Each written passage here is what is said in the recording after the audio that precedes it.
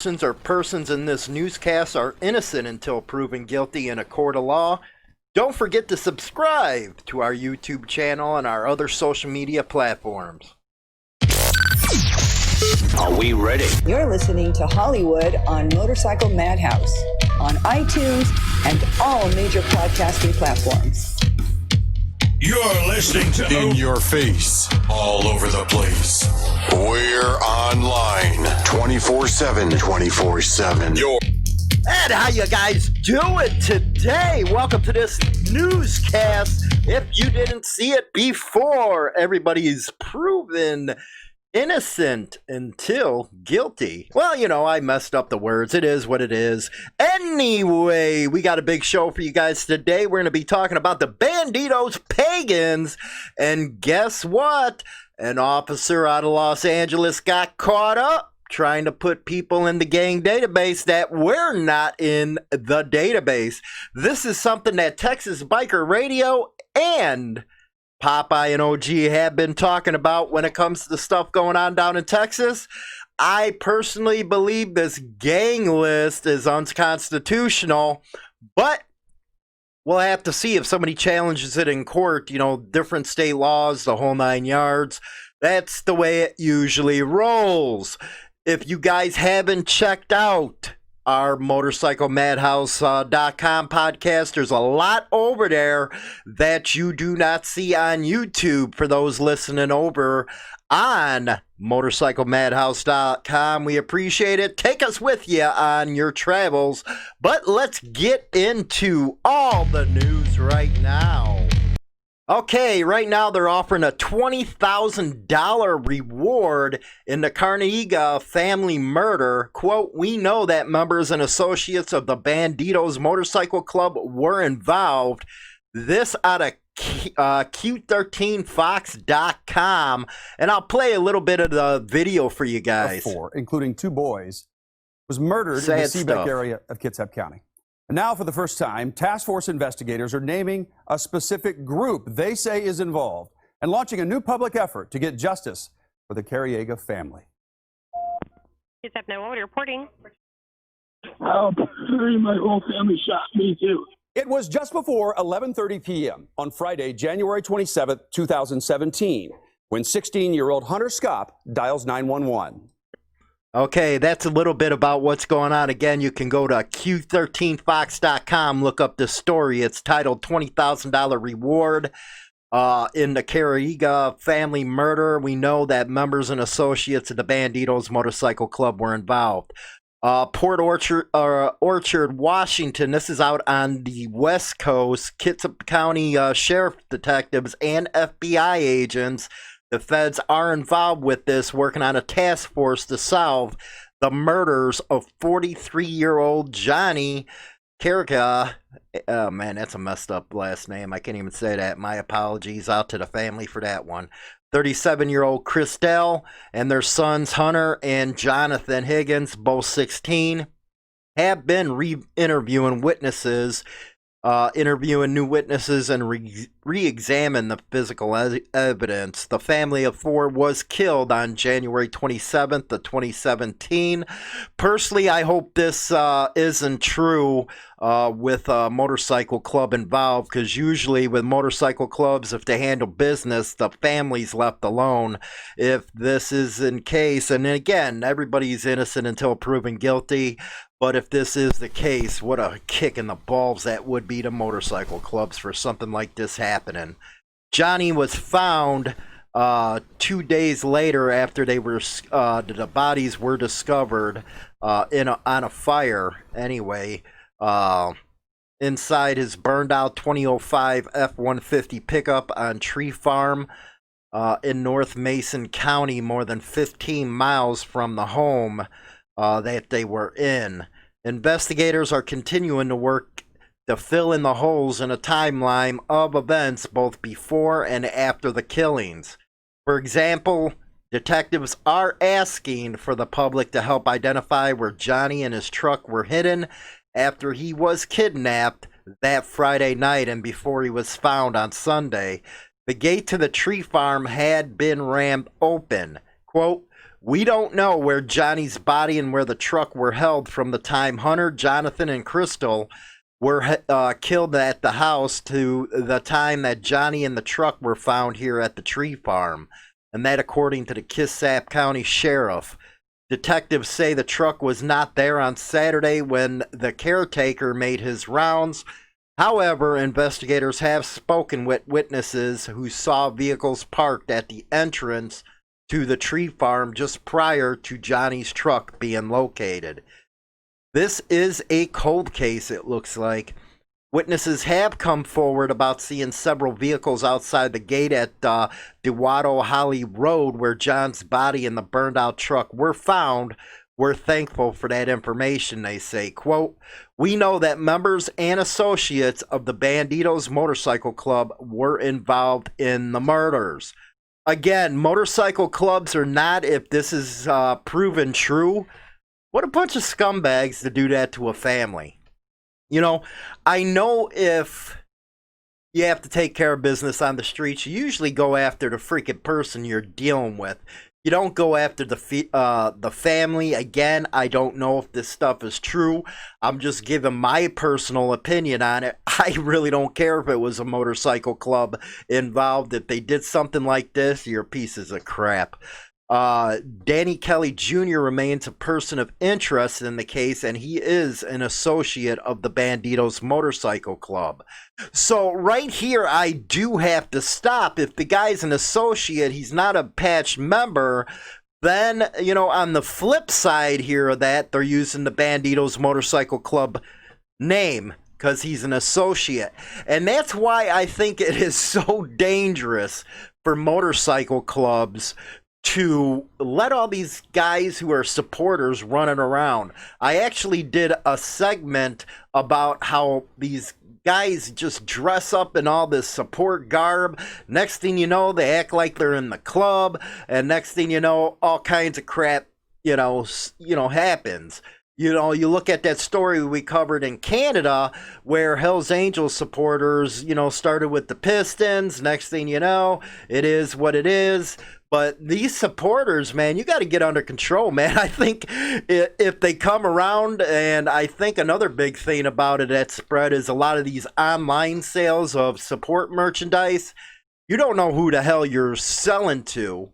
And that becomes a real problem because, hey, this could have been a guy that was sold something off the internet. Next thing you know, cops link him to as an associate of the Bandidos Motorcycle Club. So that's the flip side of the argument. But again, whoever was involved, that was some shit, man. I can tell you right there. A whole freaking family, man. That's unreal. Detectives say Kelly has refused to cooperate and no arrests have been made. Task force investigators stress that if you have information, you are not alone. Other witnesses have spoken with them and provided leads. Quote, we realize relationships change over time. Maybe people didn't know what they were getting asked to do or participate in. They're making a plea out to anybody involved in the motorcycle club. I can see that right now. That might not still be in it. Don't pay for somebody else's actions. We want to work with you. If you have information or were involved, please have your attorneys contact us. In an effort to bring closure to the case, they partnered with the FBI on 3 new billboards asking for help to get justice for the family. The first one went up this weekend along Highway 16 between Port Orchard and Gorst. The FBI is a significant and important partner and has taken a leadership role in our investigation. They will exploit every possible lead, every use of technology to have this case come to a resolution. If you're on MotorcycleMadhouseRadio.com, come over to YouTube, watch the segment on the video. It has the picture of the billboard. It's asking for tips, $20,000 reward.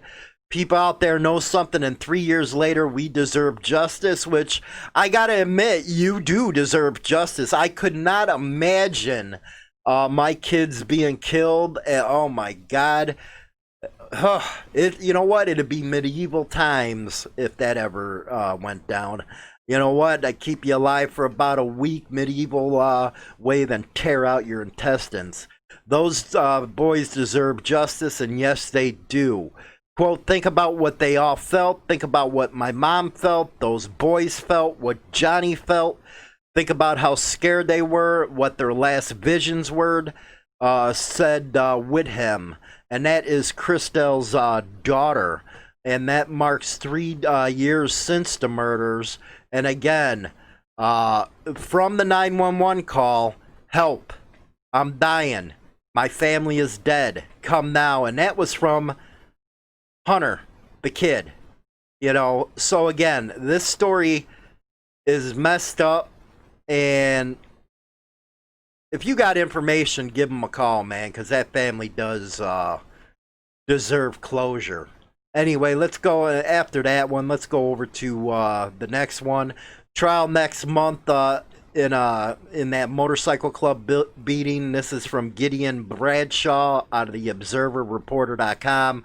We have been covering this one. This is where the Pagans got into it with the soldiers who's being ran by Rooster, ex-national president of the Pagans, but left because, quite frankly, somebody turned state's evidence on him and he's still going through all that crap. So I don't blame him for leaving. Anyway, a Washington County judge agreed to exclude evidence that a Fallowfield Township man apparently had at least one gun on his person during a beating from the trial of 2 Pagans Motorcycle Club members accused of participating in an attack.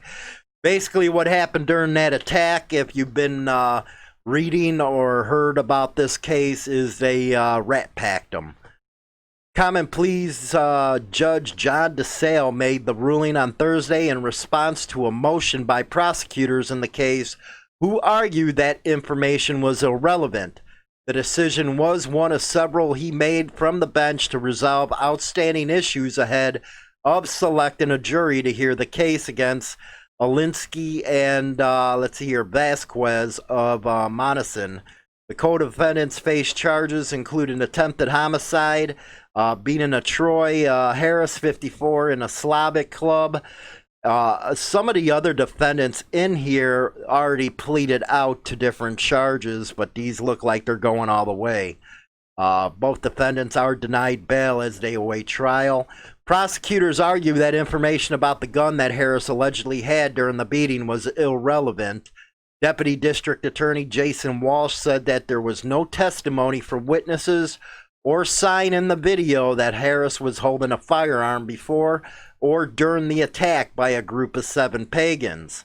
Well, that right there saved a lot of time because that gang enhancement stuff, wow. Anyway, police in Pittsburgh said Harris had stolen a handgun and ammunition in a pants pocket when he arrived at the Allegheny General Hospital, plus ammunition for a different caliber of weapon. He faces charges of receiving stolen property and carrying a firearm without a concealed carry permit. You know, let's talk about that right there. That's what really bugs me about guns. You know, I'm a big supporter of gun rights. You know, we got our 3%er up there. We do a lot of stuff outside this radio program for gun rights. And when, this is the kind of stuff that gets these gun control laws thrown on, law-abiding people, man. Stop giving everybody a bad name. That's what I have to say. Renee Colbert, Alinsky's attorney, said another gun was recovered from the floor of the bar. No evidence of that claim has been presented during proceedings in the case so far. As part of the decision, DeSale said he would bar testimony about criminal charges against Harris from '92. Prosecutors similarly contended that prior bad act had no bearing on the trial. Well, it sounds like the prosecutors are pretty much, you got to give it to them. At least they're, usually prosecutors want that in there. Where you have in Texas, where there was a legal carry by, I believe it's a member of the Bandidos, and he's ex-vet as far as I understood. If I'm mistaken, let me know. He had a valid CCW, and they didn't want that at his trial, which I cannot understand that one. Anyway, DeSalle also denied a request by Colbert to move the trial out of the county room, that she hadn't met the significant hurdle of showing that pretrial coverage of the case would prevent a fair and an impartial jury from being picked. In these times, man, when you get freaking charged with something, expect the newspapers to be all over you. You can't get a fair trial with all the press, with all the information that goes out right away. It's pretty hard to get impartial jurors. And one of the things with impartial jurors I always laughed about is the Constitution said a juror of your peers. Well, you know, a doctor, a lawyer sitting on a jury ain't my peers. You know, get some working men and women on there. That'd be my peers. Anyway, Harris was unconscious when he arrived at the hospital. He spent several months there and in various other care facilities, and used a cane and speech therapy because of the extent of his injuries. His wife, Michelle, who was also at the bar that night, testified she at first went to retrieve a gun she had in her purse. Crawling on the floor, she saw her husband in a pool of his own blood and vomit, and settled for attempting to shield him from a blizzard of kicks. Rock and roll. You know, that's an old lady right there. They're actually lucky she didn't pull that gun, because she would have been rightly so to blow their heads off. You know, rat packing, I never understood. If you're supposed to be so bad, what the hell do you need 5 people on one guy for? And I know everybody says, well, if one fights, the other one fights. If you're ever in that situation and you have a piece on you, if there's more than one of them, just start blasting. That's what advice I'd give you. If you see a knife, blast them. Just blast them right between the eyes. Anyway, we're going to move to an interesting story here, one that's being talked about on the other channels as far as Motorcycle Club rights. That has to do, and you know, a lot of the cop channels out there, a lot of cops say, well, this don't happen and that don't happen. Well, first LAPD officer is facing firing after allegedly labeling innocent people as gang members. This out of NBCLosAngeles.com. Oh my God, they do report on something. By the way, before I get this going, don't forget to take a lot of precautions, maybe prep a little bit. That coronavirus coming out of China is spreading like wildfire. It's dangerous. It's deadly. Make sure you tell your kids, wash their hands, cover their mouth around people, because this presents as a common cold. Be sure to prep and be prepared. You should be prepping any dang way. Get you some food, get you water, keep it in a safe place, get you a bug out bag, and make sure you're prepared for stuff like this. Again, the news report on that virus is pretty serious. A single LA Police Department officer has been sent to face an internal trial board after he was allegedly caught falsifying gang data about innocent civilians he stopped. Chief Michael Moore said in a statement Friday that the purpose of the internal trial, called the Board of Rights, would be removal of the officer, meaning termination. Moore's first disciplinary actions in the case stem from nearly a year-long internal affairs probe in the actions of a group of officers assigned to the LAPD's Metro Division, some of whom are suspected of turning in field interview cards that falsely labeled motorists and pedestrians as gang members when in fact they were not. At least 20 officers,